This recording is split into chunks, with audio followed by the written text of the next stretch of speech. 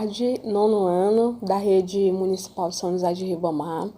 Eu sou a professora Júlia Beatriz, de arte, a disciplina arte. E alguns de vocês já foram meus alunos em alguma escola, ou são meus alunos. E que bom, né?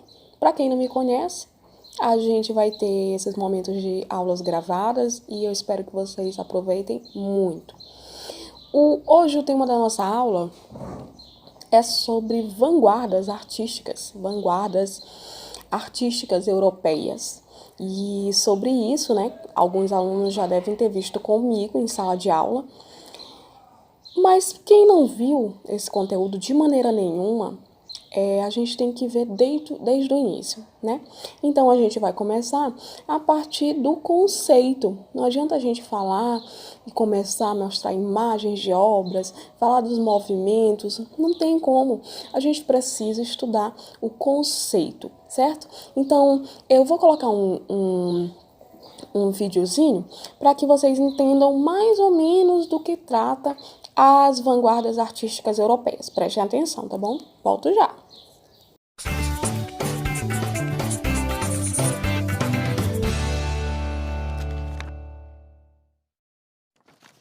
Olá pessoal, Amara Moira falando, professora de literatura. Bem-vindos ao Quer Que Desenhe, o programa que simplifica as matérias mais cabeludas com um mapa mental incrível para você guardar os conceitos-chave e arrasar no vestibular. O assunto de hoje é movimentos de vanguarda, super recorrente na prova de linguagens do Enem. Então fica ligado, porque se essa questão aparecer na prova, você leva.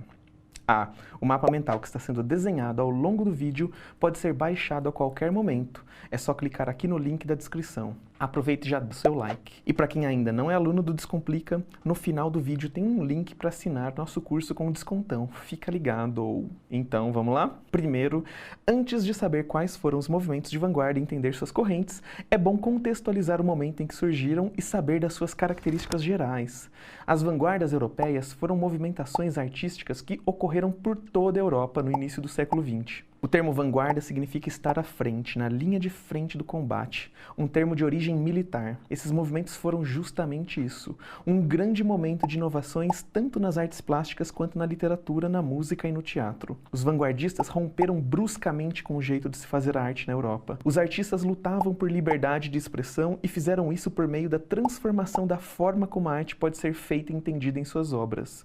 Apesar do movimento ser europeu, ele teve influência por todo o mundo. Durante séculos, reinou um padrão estético chamado de mimesis, que significa a cópia exata do real. O artista pensando a representação artística em termos de reprodução do real, daquilo que se vê, essa sendo a chave de leitura dessas obras. Valorizava-se a ordem, a harmonia, o equilíbrio e a sobriedade das formas. Os movimentos de vanguarda chegaram para bater de frente com isso tudo. E por trazerem novas formas de se expressar, os vanguardistas não foram bem compreendidos pelo público, por outros artistas e principalmente pela crítica. O contexto histórico era um mundo que havia passado por transformações intensas no âmbito social, econômico e político, principalmente por conta da Revolução Industrial de 1840, que trouxe diversas inovações tecnológicas. Além disso, algumas correntes nasceram no meio da Primeira Guerra Mundial, que começou em 1914, tendo o conflito como principal forma de contextualização das obras. E mais, a ideologia nacionalista dos movimentos fascista e nazista começava a ganhar espaço. Olhar para a arte é sempre um bom meio de entender sobre determinada sociedade, e é bem isso que acontece quando observamos as correntes vanguardistas. O mundo passava por mudanças e os artistas refletiam isso em suas obras, ora corroborando, ora contestando. No entanto, de alguma forma, todas as vanguardas negavam a razão, a lógica estabelecida e beiravam o absurdo. Os movimentos de vanguarda mais importantes são o futurismo, o cubismo, o expressionismo, o dadaísmo e o surrealismo. E desses, o Enem ama o cubismo e o surrealismo, mas fica tranquilo que nós vamos explicar cada um deles. O futurismo tem origem italiana no ano de 1909. É a primeira corrente vanguardista. Esse movimento enaltecia as inovações tecnológicas da época em detrimento das coisas mais antigas e tradicionais, chegando a pregar inclusive a destruição dos museus e bibliotecas. As obras, tanto plásticas quanto literárias, valorizavam a guerra, as máquinas e a velocidade. O principal representante dessa corrente é Filippo Tommaso Marinetti, que era da Itália e foi autor do Manifesto Futurista. Álvaro de Campos, heterônimo de Fernando Pessoa, foi um dos grandes nomes da poesia futurista. No Brasil, Oswald de Andrade colaborou com essa corrente. O O futurismo dele, no entanto, já era bem diferente do de Marinetti, diferenças que abordaremos ao tratar das vanguardas no Brasil. Já o cubismo, como o próprio nome propõe, explorava as figuras geométricas. Essa corrente teve início entre os anos 1908 e 1910. As obras promoviam a fragmentação e decomposição das figuras estáticas, e dessa forma permitia a visualização simultaneamente de diversas perspectivas da mesma imagem. Na literatura, essa fragmentação também era reproduzida por meio da disposição das palavras com a intenção de formar imagens. O movimento cubista teve fim em 1914 e os principais representantes são Pablo Picasso, Juan Gris e Georges Braque. O expressionismo surgiu em 1912 na Alemanha e valorizava a subjetividade, batendo de frente com o impressionismo, corrente em voga na segunda metade do século XIX. A corrente de vanguarda empreendia então a deformação intencional da realidade, a caricatura, uma estética do feio como forma de retratar o mundo por um prisma muito pessoal, enfatizando o desespero, a angústia, a solidão, todos os estados de espírito característicos daquela época. O período em que o expressionismo nasceu era o da crise que antecedia a Primeira Guerra Mundial, e por isso trouxe visões divergentes sobre estética.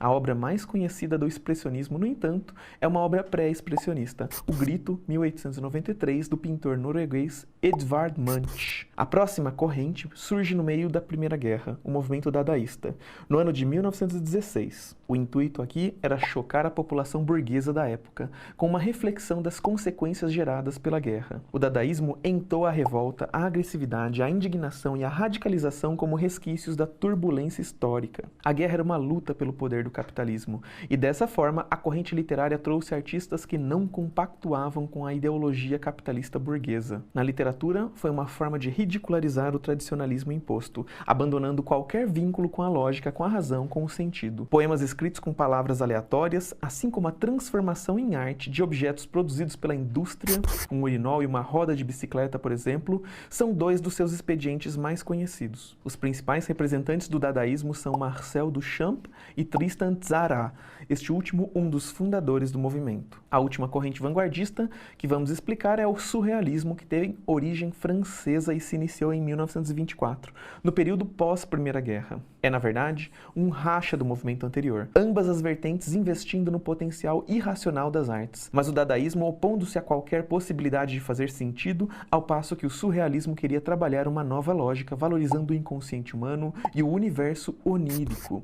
Essa palavra é importante, hein? Vira e mexe cai no Enem e significa o mundo dos sonhos e fantasias. O surrealismo dialogava bastante com a psicanálise freudiana, principalmente com as manifestações do subconsciente. A máxima liberdade e um cenário que beirava a loucura eram formas de expressão recorrentes. Por isso, é difícil estabelecer um significado imediato para essas obras. Essa escola teve bastante importância na literatura com o Manifesto Surrealista de André Breton, e seus principais representantes nas artes plásticas são os pintores Salvador Dalí e René Magritte. Mas a escola também impulsionou outros artistas mundialmente conhecidos, como a pintora mexicana Frida Kahlo. Essas são as 5 correntes dos movimentos de vanguarda que costumam cair no vestibular, e as duas mais reincidentes no Enem são o cubismo e o surrealismo. Mas também é importante saber o que rolava no Brasil nessa época. Bom, já estávamos no período conhecido como Primeira República. O movimento aqui buscou uma ruptura com a forte influência artística estrangeira, apropriando-se dessas vanguardas para criar uma identidade nacional dentro da arte. As manifestações vieram de uma forma mais engajada e como denúncia social, contrapondo-se radicalmente aos ideais da burguesia. Os nomes de destaque são Tarsila do Amaral e Anita Malfatti na pintura e Oswald de Andrade e Mário de Andrade na literatura. Aqui, as influências chegaram já na segunda década do século XX, mas só se consolidaram na Semana de Arte Moderna, também conhecida como Semana de 22, que aconteceu no centenário da independência do Brasil. Isso é tudo que você precisa saber sobre os movimentos de vanguarda. Esperamos ter te ajudado. Você pode baixar esse mapa lindão em alta definição no link que está aqui na descrição do vídeo. E também tem um link para você assinar o curso do Descomplica com Desconto. Gostou? Fica ligado que toda semana tem um Quer Que Desenhe novo, com assuntos-chave para você mandar bem no Enem. Até a próxima, pessoal. Amara Moira, beijos.